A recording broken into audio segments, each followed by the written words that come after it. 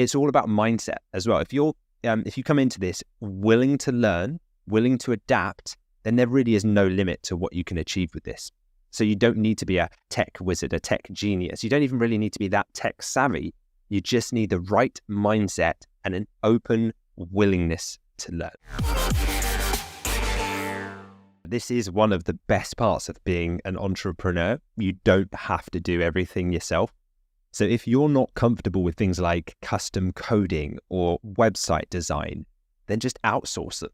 Platforms like Upwork and Fiverr are full of freelancers who can help for relatively low cost as well. These things don't cost the world. You're not hiring somebody full time. You can pay them a very reasonable rate by the hour and just bring in the experts that you need for the projects that you need working on. Maybe you just pay someone for a few hours to come and help set up some things on your website that it might take you months to figure out. I always lean on experts when I need them. Think of it like being a football manager. You don't have to play every position as the football manager. You just need to hire in the right people for the technical roles that you need. So if you need a striker, you hire in a striker. If you need a defender, you hire in that position. And it's the same thing. If I need a web designer, I'll hire in a web designer for that project. If I need an email marketing expert specialist because I want to take things to the next level, then I might hire someone like that in for a few hours. But remember, it's a few hours. I'm not committing to their salary. I'm using freelancers to achieve what I need, and then I can move on to the next project. So as your business grows, outsourcing becomes kind of an investment in your growth. It should never be seen as an expense. By the stage that you're ready to outsource, your business should be making profit already. I typically wouldn't outsource things until I'm already at the point where my business has sales coming in, profit coming in. And so I can then focus on what I'm good at. I always say this, try and focus on what you're good at, and then just bring in the experts to handle what's more technical and is maybe outside of your scope, your area of expertise. Exactly. You can play to your strengths. Exactly. We get a lot of people that come onto the program and are very confident with speaking with people because perhaps that's their job and they would love to just do the supplier signing, and then they know that they're not as familiar with the tech side of things, and so they work with freelancers that they can find on Upwork quickly to upload all their products to Shopify. So although we spent the first part of this episode talking about how it's very drag and drop, very self-explanatory and you can pick it up yourself, if you just want to give it to somebody else, then that option is there because the tools that we're using are so widely used that there are thousands of people very familiar with working with these tools, and you can hire them at a low cost because at Upwork, you can interact with people that are overseas, and it's very easy to hire people for one-off jobs to get through anything that you don't feel super confident with. So yeah, I'm doing that myself now, and I have done throughout my business. Even this week, there's certain things around tracking conversions, tracking sales in the right way that I'll just outsource to a professional that's really an expert. So I don't have to be an expert at all the technical side of my business because I just know what I want to achieve. And then you can just give it to others to do those pieces of the puzzle for you. So let's talk about building confidence for you in your business and people that are specifically not very confident around tech. How would you say that people can grow their tech skills as they build their dropshipping confidence? Well, it's much like any other confidence type in the other aspect of life. Tech confidence comes with practice. So the best way to get comfortable with it is to just jump in and start. Dive in, start small, but it's like learning to swim. You don't need to jump in at the deep end right away. You start small, you get familiar, and eventually your confidence grows as you go. But you had to get in to learn originally. You couldn't just learn it from the sidelines and then one day get in and swim and be a perfect swimmer. So the other thing you can do is just use resources that are available to you. As we said, there's so many resources we have in our program. I mean, there's hours and hours of tutorials. We also have a forum where you can ask for help. Shopify, Google Ads, and all these other platforms also have free resources that you can use. And of course, we've also got our live community collaboration calls, our live Q&A calls, our expert sessions, and our member store spotlight calls as well. So we have so many resources that you can tap into to build that confidence, and just maybe have us on in the car or on the train or in the gym in the background, just absorbing that kind of information. And eventually it starts to go into your subconscious. And the next time you're faced with a challenge, you feel like you can rise to it because you think, I actually know this stuff. I've learned this. I've listened to hours of their content and I really understand it. It's like this podcast. If you've listened to every episode up to this point, then fantastic. You probably are confident enough now to go and build your business.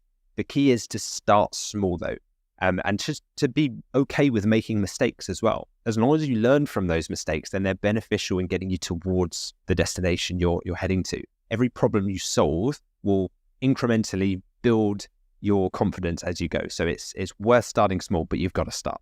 And you've got to start with the right mindset. Just being open to learning. It's like when you started driving, you didn't expect to know how to drive a manual car immediately. There's going to be some time involved, mistakes to understand it, but with the right mindset and knowing that it's something that you really want to do, then you've got the motivation to persevere when it is a bit tough to understand how to do something for the first time.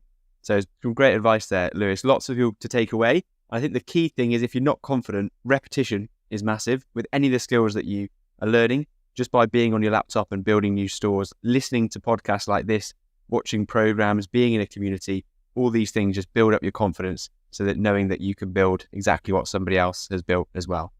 For people that still feel on the fence and they're not quite sure, how should they approach outsourcing a task versus learning on their own? Well, here's how I see it. I mean, if you outsource what feels too time consuming or too technical once your business is up and running and profitable, and I mean, you can do it before then if you want to, if you have savings that you want to put towards outsourcing, even before you get to the point where you're making enough sales to pay for it. I just like my business to pay for the things that it needs self-sufficiently rather than me pouring money into it.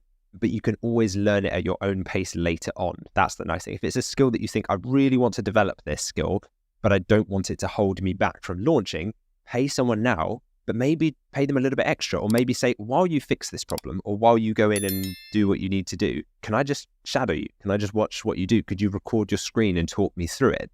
Because then that way you can learn how to do it later yourself on your own if you want to. The other thing is to focus on growth tasks and spend your time on skills that directly help you run or grow your business, like managing your ads or tracking your orders, making sure that you're contacting the right suppliers, making sure that you're signing new suppliers, the things that probably you as a business owner should be doing initially. Those are the revenue generating activities, the revenue generating tasks. They're the things that bring in the cash, bring in the money. So focus on those. Don't get sidetracked in being like, oh, I've been deliberating for the last 2 weeks on whether I should have a blue or a green header or whether I should have this image on my homepage or this image. That stuff's not going to make a material difference in whether you're generating a consistent flow of sales or not. There might be tweaks you can make later, but for now, focus on the big stuff. Try and zoom out and look at the big picture activities that will really move the needle on your business. And then outsourcing, remember we talked about viewing it as an investment. It's not a cost. If it's a cost, then what you're outsourcing probably shouldn't be being done, because if it's just costing your business money but not bringing in more, then maybe your focus is in the wrong place.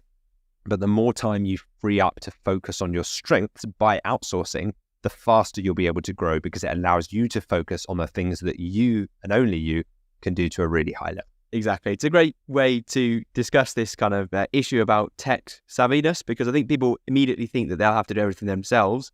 But we've really shone a light today on the fact that you can give a lot away. It's like a football manager, like you said, they're not expected to be running down the left wing and cross the ball in for them to head the goal in themselves, as well as be the manager at the same time. You really see yourself as a business owner. And instead of being, somebody on the ground doing every single task, you just need to have the overall picture, the overall vision of what it is you're going to create. And then you outsource the tasks that you don't feel confident with to other people in your team. We've really broke down what's involved with building a dropshipping business in episode 75. So I'd recommend checking that out if you want to know exactly what it is on the other side of starting a business. And that episode 75 is called The Truth About Starting a Business on Your Own. So I recommend checking that out after this one if you still want to know a clear picture of what it's like to get started, because we really dive into the mindset and, importantly, what support you should look for when getting started with building your own business. So finally, Lewis, a final thought on starting dropshipping with varying levels of tech experience. What do you think people should be thinking about when it comes to technical skills required for dropshipping? Sure. Okay, I'll give you a few key takeaways from this episode. First is you don't need to know everything up front. The skills you need will grow as your business grows.